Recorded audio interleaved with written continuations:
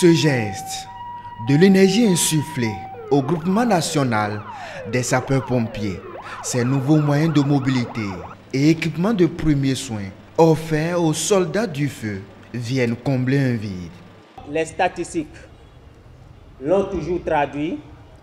Sur une moyenne annuelle de 13 000 sorties de secours, celles ayant nécessité la mise en œuvre des ambulances dépassent largement les 75% des interventions quand on prend le taux global.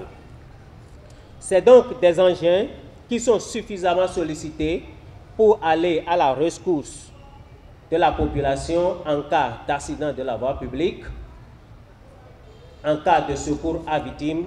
Les soldats du feu peuvent exprimer combien est leur joie en se voyant dotés d'équipements de pointe de dernière génération. Je me réjouis particulièrement pour le geste qui est fait. D'habitude, quand on assiste à ce genre de cérémonie, en tout cas en ce qui concerne les sapeurs-pompiers, c'est beaucoup plus par le biais de la coopération décentralisée. Aujourd'hui, j'ai le plaisir de voir que l'État béninois se prend en charge.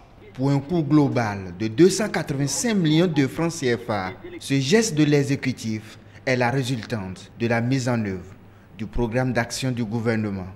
Rien ne se fait au hasard. Tout ce qui se fait, c'est sur la base de ce document-là. Un renforcement des moyens d'intervention des structures en charge du secteur est prescrit pour atteindre l'objectif visé. Lorsqu'on dit que c'est 285 millions de francs du budget national qui ont été investis pour acquérir le matériel que j'ai derrière moi, on a la preuve que nous sommes dans une dynamique d'équipement au profit de ces structures de sécurité pour armer celles-ci à mieux prendre en charge les populations en détresse. Composé de 18 centres de secours disséminés sur toute l'étendue du territoire national, ce groupement de secours reste le service d'urgence préhospitalier le plus important au Bénin.